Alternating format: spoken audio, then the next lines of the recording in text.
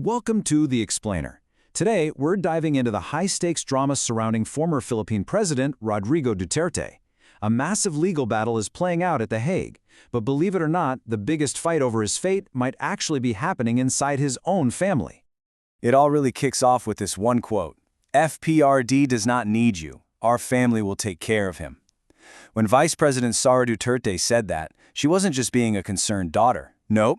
She was drawing a line in the sand. This was a political declaration, a shot across the bow aimed right at the current government, and it set the stage for a massive conflict. So, you've got a family that's totally divided. On one side, you have Duterte's lawyer playing the legal game, and on the other, you have his daughter playing a political one. And as we're about to see, their strategies for saving him could not be more different. And this slide, this just lays it all out perfectly. You've got two completely different plays being performed at the exact same time for the very same man. The lawyer is playing this quiet, subtle game of legal chess. The goal? Build credibility and get a humanitarian release. Meanwhile, the daughter is directing this loud, public political theater, and her goal is all about creating public outrage and maintaining total control of the story. The big problem here? These two plays are starting to completely undermine each other.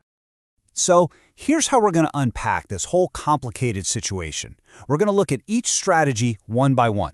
Then we'll see how they crash into each other over a seemingly normal event. We'll expose the huge contradiction at the center of it all, and finally, we'll break down what's really, truly at stake here. All right, first up, the lawyer's quiet strategy. This is the legal play, and it's being run by lead counsel Nicholas Kaufman.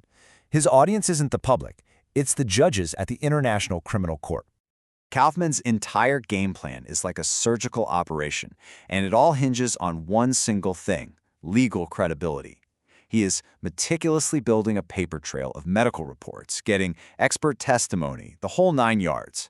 His goal is to quietly and consistently persuade the court that his client is just too sick for a trial and deserves to be released on humanitarian grounds. It is all about process, procedure, and proof. Okay, now let's just flip the script completely and look at the second play. This one's much louder, and it's being directed by Vice President Sara Duterte. Her stage is in a courtroom. It's the court of public opinion. And her performance, it's all about defiance. So instead of quiet legal moves, her strategy is pure political performance. She takes something totally routine, a consular visit, and she reframes it as this sinister plot cooked up by President Marcos. She's out there claiming these sham checks are actually a dangerous intrusion that could put her father's life at risk. But you have to ask, what's really driving all this public outrage? Well, if you dig a little deeper, it's about way more than just a daughter's concern. It's a demand for absolute control over the story. It's a habit of seeing conspiracies where there are just, procedures. And let's be real, it's also a very public dress rehearsal for a future presidential campaign. Every fiery statement is a bit of political branding. So what happens when the lawyer's quiet legal strategy and the daughter's loud political theater are forced to share the same stage? Well, they crash.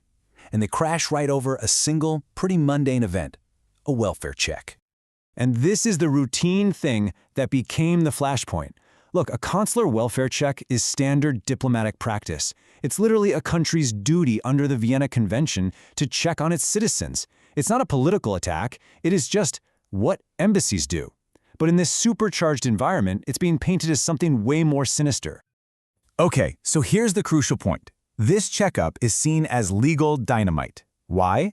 Because it threatens to create an independent, official record of Duterte's health. A report that wouldn't be controlled by the family or the lawyers. Now, that report could confirm everything the lawyer is claiming, or it could completely contradict it and blow the entire legal strategy for humanitarian release right out of the water. And this clash of strategies creates this huge, unavoidable contradiction. You could call it a fatal flaw, one that could bring the entire defense crashing down. And this is the brutal question at the very heart of this whole thing. The lawyer's script needs Duterte to be a frail, ailing old man, someone with cognitive decline. But the daughter's script paints him as this powerful political icon, a figure so strong he's the target of a high-level government plot. You just can't be both at the same time. The two stories just can't exist together without one making the other look completely unbelievable to the court.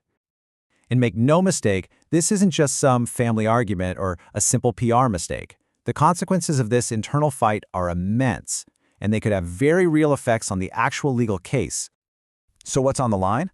Pretty much everything. Legally, the court could just dismiss the whole claim for humanitarian release. Politically, yeah, using the case to fire up your base is one thing, but it could backfire spectacularly with the very judges holding his fate in their hands.